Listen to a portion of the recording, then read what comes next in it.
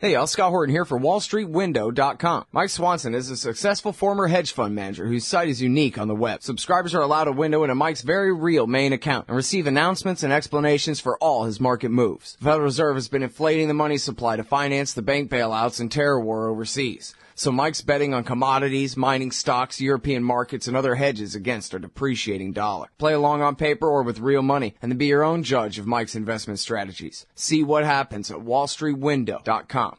All right, y'all. Welcome back to the show here. I'm your host, Scott Horton. This is the Scott Horton Show. You can find my full interview archive at scotthorton.org. More than 2,800 of them now going back to 2003. Also, follow me on Facebook, Twitter, and YouTube at /Scott Horton Show. It's true, we can't be friends on Facebook because I'm over my limit, but you can subscribe to me, which, as far as I can tell, is the exact same thing. So there you go, Facebook, Twitter, and YouTube at /Scott Horton Show. And as I was telling y'all earlier, this show, it goes out from scotthorton.org and from noagendastream.com and Anomaly Radio and Liberty Movement Radio and a lot of other things like that. But it's replayed later in the day from 3 to 5 Eastern Time at LibertyExpressRadio.com, where I get to ride Peter Schiff's coattails there and pick up a whole hell of a lot of new listeners. I'm very happy to be on there. And the boss and the host of Butler on Business is Alan Butler, my new best friend in the world. Welcome to the show, Alan. How are you doing? Hey, Scott, I'm doing good. It's always a great day to talk to my buddy. Well, there you go. Good deal. I'm very happy to have you on the show here. And now here's the thing of it. This guy, Ben Bernanke, the chairman of the Federal Reserve Open Market Committee, he gave a speech, and then, oh, my God, all the numbers started going up and down. What in the hell is going on? You know, the thing that's perplexing to me, Scott, is that the street, as they've taken to calling the financial elite up there in New York, basically got what they wanted. Ben Bernanke said that he was going to continue printing the money. He was going to curtail printing the money. He may accelerate printing the money. I'm beginning to think that what we might be seeing now is a worldwide reaction to the fact that Bernanke, it is now beyond his control. Personally, if you look at the fiscal situation here in the United States, whether you and I like the money printing, and I am vehemently opposed to not only the money printing, but a privately owned banking cartel controlling our money, but the deficits in this country are to the point now, coupled with the fact that the foreigners are not buying the treasuries anymore. Ben Bernanke and his cartel members just concluded purchasing 78% of all the net new treasuries issued since the beginning of this calendar year. They are on track to purchase 100% of all net new treasuries within the next few weeks. What we have going on now is the full monetization of the U.S. debt. So whether you and I like the idea that Ben Bernanke is printing money is beside the point. Ben Bernanke will have to continue to print the money because no one else is buying the Treasury debt. We are beginning to turn the corner. The end game is near, in my opinion. This is a totally unsustainable situation that we are in now. Yeah, but you're smart. What about all these idiots on this Wall Street who heard everything they wanted to hear, but then the numbers all crashed anyway? Well, what they are fearful of is that Ben Bernanke may actually slow down his destruction of the U.S. dollar. You remember, it's not you and I that are borrowing freshly printed dollars off of Ben Bernanke's printing press at 0%. It is the banksters. Mm-hmm. They're the ones that get that free money, not you and I. So if what they heard when he was all over the map, frankly, Wednesday, was that they may not be able to get as much of that free money as they otherwise were getting. Now they're throwing their little temper tantrum, and I think like a spoiled child, they're going to throw this temper tantrum until Bernanke relents and says, you know what, I'll continue to give you fellas free money. Well, now here's the thing, too. It isn't just because they're greedy and they like free money. It's because they still have gazillions of dollars worth of bad bets that need covering left over from the crash of '08, right? Oh, absolutely. Which brings me to the next point. Bernanke, with his $85 billion a month, which calculates to over $1 trillion of new money every year. $45 billion of that per month is to buy mortgage-backed securities, toxic mortgage-backed securities, but he fails to mention who he's buying it from. You don't own any mortgage-backed securities. I don't own any mortgage-backed securities. The banksters own the mortgage-backed securities. So these bad assets, these toxic assets, Ben Bernanke is buying it from the cartel members with these freshly printed dollars. Now, the big question is, how can Ben Bernanke ever unwind his balance sheet? You know, there's talk that he's going to unwind the balance sheet, but who in their right mind is going to buy these toxic mortgage-backed securities off of the Federal Reserve? Who is going to buy treasuries off of the Federal Reserve? The answer is nobody. So this money does not get repaid. We, the American taxpayer, are going to be saddled with this via the inflation tax, and it's the inflation tax is the reason Congress allows a private corporation like the Federal Reserve to control the money supply. They're like Alfred E. Newman in Mad Magazine. What, me worry? They don't worry because they will be out of office when this bill comes due. Yeah. Well, you know, it's funny because that was actually the argument that I first heard when I very first learned about inflation as a kid, that, you know, it's not perfect the way we have it with this separate independent central bank type thing. But, geez, if you let Congress do it, they get reelected every 2 years. So they will only ever want to inflate, and they will never, ever, ever, ever want to take the punch bowl away. And if you have this separate independent Fed, at least they are supposed to be insulated from that kind of pressure and say, sorry, there's only so much we can inflate without completely, you know, screwing up every damn trade balance in the country or something and bankrupting everybody. And at some point we have to knock it off. But what you're saying is, just from the corner that they painted themselves into, politics aside, political pressure aside, just financial pressure dictates that they can't do anything except continue down the same path. That is the way I see it, because the appetite for U.S. debt has disappeared. This whole notion that we're borrowing all this money from China is a smokescreen. China is a net seller of U.S. debt. That leaves one buyer, and he's buying with reckless abandon, and that is Ben Bernanke.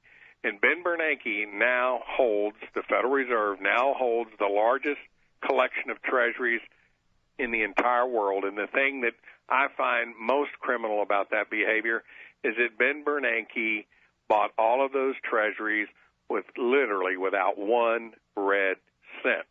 And now that he's buying all these mortgage-backed securities, the central bank, our Federal Reserve, is becoming America's largest landlord, and all of it without really one red cent. Yeah. Well, and I keep seeing in the news that, hey, the housing market here, there, and the other place is doing really good. And, of course, they just look at it like, great, the economy is healed, I guess, because housing prices are up in a couple of places. But I see other news stories from time to time that say, oh, yeah, there's still, 16 or 20 million unoccupied houses in America right now, where the banks are redlining entire. Well, that's not even the right word, because that word already has a specific meaning. But they're drawing lines around entire neighborhoods, I guess, and just keeping entire neighborhoods off the market where they're not even for sale at all in order to try to prop prices up instead of just letting them fall. Now anybody could afford a house if they just let the prices fall. This so-called recovery in housing, the very investment firms, the very entities that unloaded all of these toxic houses onto Freddie and Fannie are now the ones buying them back. You know, what a great system if you're one of the financial elite. You can unload your bad bets on the American taxpayer at 100 cents on the dollar, and when the media is looking the other way and the American people are busy living life, now you're coming back in buying the very same properties for cents on the dollar. They're buying thousands of houses at a time for the purposes of renting these houses out to people in order to chase yield, because nobody's getting anything on their interest income. My friends that are tied to the housing industry, for example, the people in the lumber industry, that industry is still in a state of depression, Scott. the recovery is an illusion. In fact, this whole economic recovery has been an illusion. It's an illusion brought about by the deliberate understatement of inflation. If you understate the real rate of inflation, then you do, by extension, overstate all of the economic activity. If we counted inflation the real way, the way it was counted, even as recently as 1980, inflation is significantly higher than the official numbers that are coming out of the government. All right, here's the thing now. You sound like me in the 1990s and then again in the early 2000s. And, of course, I'm a very vulgar Rothbardian. I'm not one of you, like, real businessmen or economists or experts. I'm an anti-war guy. But I read Jekyll Island when I was a kid, and Griffin's economics are sound there, Misesian and Rothbardian economics there.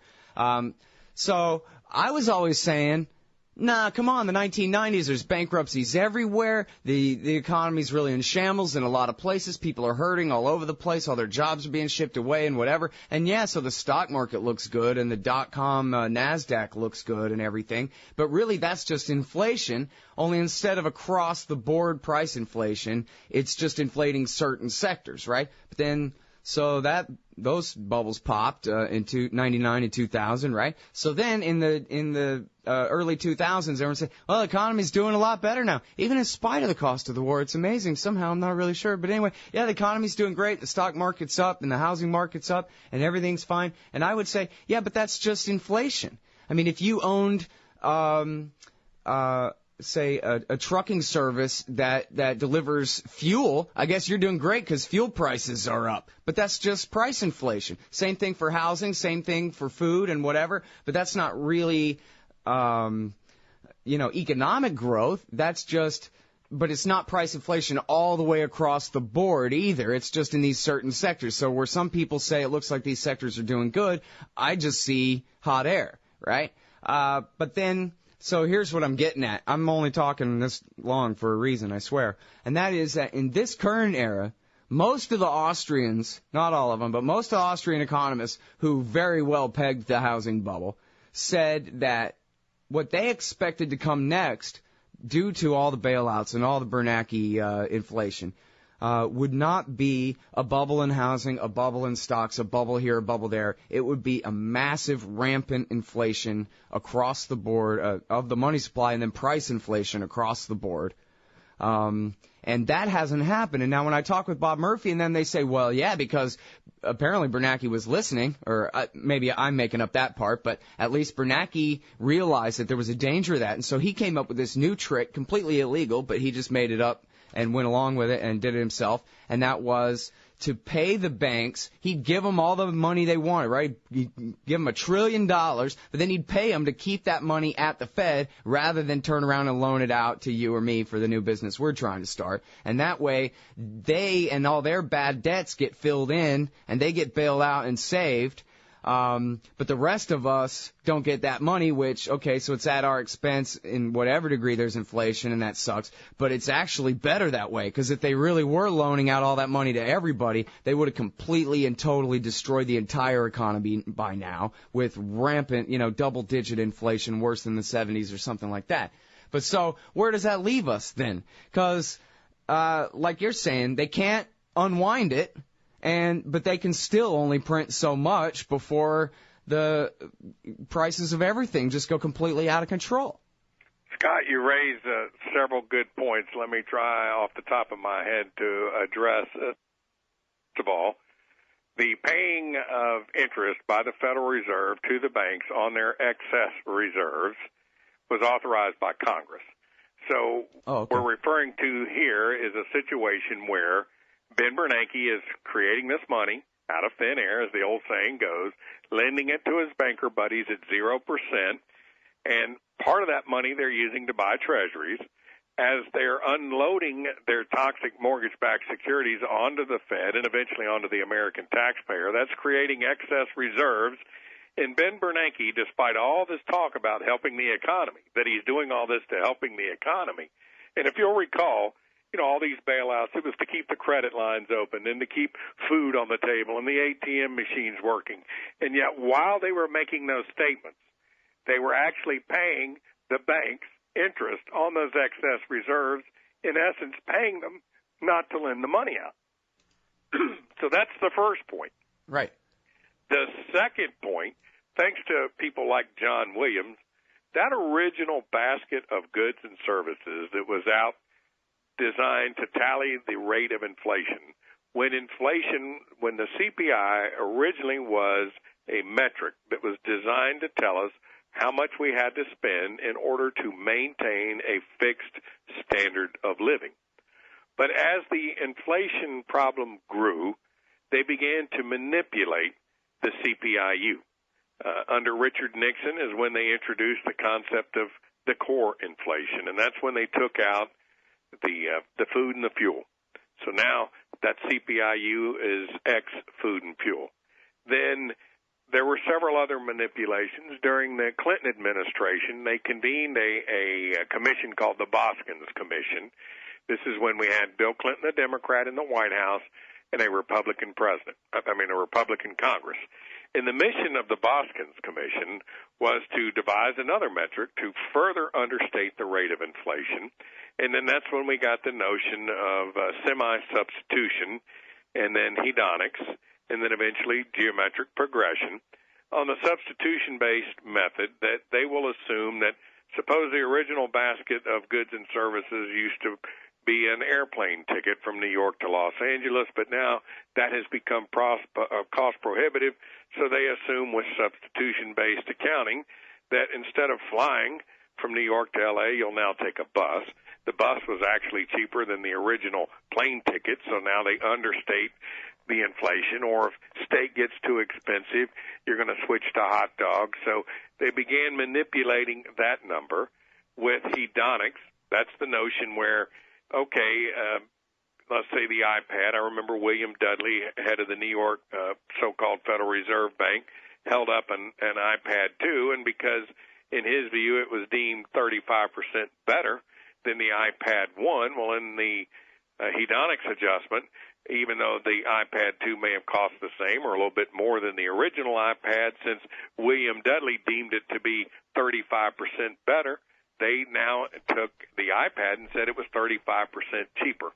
With hedonics, with the geometric progression, they give more weight to things going down in price than they do going up in price. So now, even though using all of these shenanigans, it's still higher than what they want to tell us. That's the reason we're beginning to hear about the chain-weighted CPIU, and that will further understate the inflation rate. But that original basket of goods and services is still out there. So let's take, for example, the official inflation rate last month, year over year, came out at 1.36%. That's the CPIU as reported.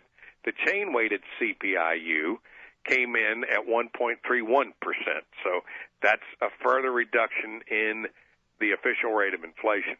If we go back to the way inflation was tallied during the Clinton years, that 1.36% CPIU turns into 4.5%. If we go back to the way they calculated inflation under Ronald Wilson Reagan and Paul Volcker, 9%. Oh, man. So the government's response to rising inflation is just to redefine inflation. Of course. Yeah, just like they've redefined freedom and everything else in the world. Well, okay, wow, so really 9%, huh, under Reagan's stats? Under Reagan's stats last month, year over year, 9%. Okay, now, I'm not saying that surprised me at all, because the cost of living is just going up all over the place. I don't have the calculator to do the market basket myself, but I sure believe you. Because what you say, it sure sounds right, and I'm sure. Could you give us a good footnote where we can check the different calculations, the way that the way they keep changing it, the way you described there? John Williams at shadowstats.com is probably the foremost tracker of these government statistics. There is also a publication out of the UK, but the one that most of us go to now is shadowstats.com. Unreal. All right, now, so wait a minute. If Bernanke is paying every banker in America to just be rich and go on vacation and not loan that money to mom and pop, then why is there so much price inflation? Well, it's supply because it's all and based on demand. the fractional reserve rate. They're loaning that money out to somebody. Yeah, it's supply and demand. Too many dollars, not enough demand. But there's an underlying trend that's taking place here too, and that is the loss of reserve status of the U.S. dollar. Now, when I was a child, growing up, the dollar had become the world's reserve currency by virtue of the Bretton Woods Agreement after World War II. And the central banks and other banks around the world held dollars as their reserves. But what we're seeing is a movement away from the dollar as the world's reserve currency. And you mentioned Bob Murphy. Bob's been a guest on my show as well, and I like the way he said it. As with the dollar being the reserve currency of the world, it was almost as if the world were paying us some sort of tribute. And where the other countries in the world had to always convert their currency into dollars in order to do trade internationally, as we lose our reserve status, and it's happening on a daily basis, these countries are now trading with each other, bypassing the U.S. dollar. I had read a stat that over 90% of all the $100 bills ever created are actually outside the United States. As we lose reserve status, as people no longer need to hold dollars in reserve, those dollars are all coming back into the United States. Right. So, and it's mom and pop are the ones who are left holding the bag at the very end. Scott, Sunday morning I went and bought a basket of groceries. It cost me $100.90. And I was talking to the clerk, who was a Turkish fella at the tender young age of 24, and he was commenting about how in his 3 years working at that grocery store, how shocked he was to see the prices rise. So I did quick math, and that basket of groceries that I bought this past Sunday for $100.90 in 1980 would have cost me slightly under $6. And all the while we've had no inflation. But let's talk about Ben Bernanke's target rate. They used to use that PCE, Personal Consumption Expenditure Index, that he's tied to, which includes all those manipulations to tally inflation that I mentioned earlier. It used to be that was the rate at which they would not exceed. Now, if you heard him Wednesday, that is his target rate. In his view, and in the view of those bankers, those central bankers, we don't have enough inflation. So they're going to inflate to get us to 2%. Well, their 2% in reality is 9% based on the 1980 calculation. Yeah. But give them his 2% for a minute. Let's just assume that is an accurate figure. Well, 2% compounded over 10 years is 24%. So that means over 20 years, you're looking at 48%. Over the 30 years, going back to that 1980 $6 basket of goods and services that I mentioned, we're now up in the 60 to 70% range. But the real rate of inflation has been significantly greater. So imagine that you're a baby boomer who's retired right now. You've saved all your life. First of all, you're not getting any interest income. Right. Because of what they've done, to the interest rates, the deliberate manipulation of the interest rates. But the purchasing power of your dollars are plummeting. So if you live 20 years, even if you give Ben Bernanke his 2%, then what you have saved for your retirement will buy half as much 20 years from now as it's buying today. But the real rate of inflation, you might be left with 10 or 15 cents on the dollar. And that's what's happening to our middle class. The cost of everything is rising. Our incomes are not keeping pace. Yep. Well, and, it's been 10 years. I'm sure this is still true, but last time I saw, they said real wages haven't gone up in America since 1972 or some crap like that. Yeah, since the early 1970s. That is a fact. Man, if only there was a way to make everyone hate that Richard Nixon, Oh, wait. He's the one guy that it's okay for everyone to hate. The one politician, it's okay. So what's the real unemployment rate? And, in fact, if you could, tell it to me in the way that they calculated it in the 1930s. Okay. Well, as you know, because we've got... Oh, and real quick, because we're almost out of time. Okay. I have the fortune every first Friday of the month to interview a fellow by the name of Keith Hall, who ran the Bureau of Labor Statistics for 5 years. He stepped down February of last year. Keith has taught me how to read the unemployment reports. The U3, the one the media continuously calls the unemployment rate, merely are the number of people who have been unemployed for 26 weeks or less and who have actively looked for a job in the last 4 weeks. It is a tiny, narrow slice. Once you go unemployed for 26 weeks and a day, you're no longer counted in the U3. You could be counted in the U6, which counts them up to 365 days. Once you go to 366 days, you're no longer counted in the U3 or the U6. The average unemployed person in this country right now has been unemployed for 44 weeks, which means they're not even in the official rate of unemployment. The go-to statistics for the career statisticians in the BLS is the employment to population ratio. Last month in May, that hit a low, a 34-year low at 58.6%. Now, that doesn't mean by extension that 41% unemployment rate, because there's a certain percentage of those people who really don't want to work. So for that, we looked at the participation rate. That came in at 63% and change. The real rate of unemployment is somewhere north of 22%, south of 30%, Scott. And that's according to the BLS. That's right, not my number. I just wanted to reiterate what you said there. This doesn't include grandmas and kindergartners. This doesn't include people who are paraplegic and live with their parents. These are people who would like to be working if they could be. Exactly. That's the participation rate. The BLS wants to get away from the U3. It is a meaningless number. For lack of a better description, it is a political number. Hey, we got to do this more often. Okay. I like learning this stuff. All right. Later. Wasn't that great, everybody? I think so, too. Thanks, Alan. Appreciate it. Bye.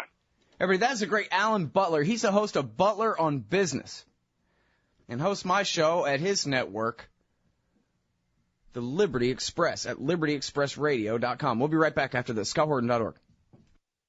So you're a libertarian, and you don't believe the propaganda about government awesomeness you were subjected to in 4th grade. You want real history and economics. Well, learn in your car from professors you can trust with Tom Woods' Liberty Classroom. And if you join through the Liberty Classroom link at scotthorton.org, we'll make a donation to support the Scott Horton Show. Liberty Classroom, the history and economics they didn't teach you. Oh, man, I'm late. Sure hope I can make my flight. Stand there. Me? I am standing here. Come here. Okay. Hands up, turn around. Whoa, easy. Into the scanner. Ooh, what's this in your pants? Hey, slow down. It's just my... Hold it right there. Your wallet has tripped the metal detector. What's this? The Bill of Rights? That's right. It's just a harmless stainless steel business card-sized copy of the Bill of Rights from SecurityEdition.com. There for exposing the TSA as a bunch of liberty-destroying goons who've never protected anyone from anything. Sir, now give me back my wallet and get out of my way. Got a plane to catch. Have a nice day. Play a leading role in the security theater with the Bill of Rights Security Edition from SecurityEdition.com. It's the size of a business card, so it fits right in your wallet, and it's guaranteed to trip the metal detectors wherever the police state goes. That's SecurityEdition.com. And don't forget their great Fourth Amendment socks. Hey, guys, I got his laptop. Over at AIPAC, the leaders of the Israel lobby in Washington, D.C., they're constantly proclaiming unrivaled influence on Capitol Hill, and they should be proud. The NRA and AARP's efforts make them look like puppy dogs in comparison to the campaigns of intimidation regularly run by the neoconservatives and Israel firsters against their political enemies. But the Israel lobby does not remain unopposed. At the Council for the National Interest, they put America first, insisting on an end to the empire's unjustified support for Israel's aggression against its neighbors and those whose land it occupies, and pushing back against the lobby's determined campaign in favor of U.S. attacks against Israel's enemies. CNI also does groundbreaking work on the trouble with evangelical Christian Zionism and neocon-engineered Islamophobia and drumming up support for this costly and counterproductive policy. Please help support the efforts of the Council for the National Interest to create a peaceful, pro-American foreign policy. Just go to councilforthenationalinterest.org and click Donate under About Us at the top of the page. And thanks. Hey y'all, Scott Horton here for The Future of Freedom, the journal of the Future Freedom Foundation. Every month, Plumline individualist editor Sheldon Richmond brings you important news and opinions on policy by heroic FFF President Jacob Hornberger, hard-hitting journalist columnist James Bovard, and others from the best of the libertarian movement.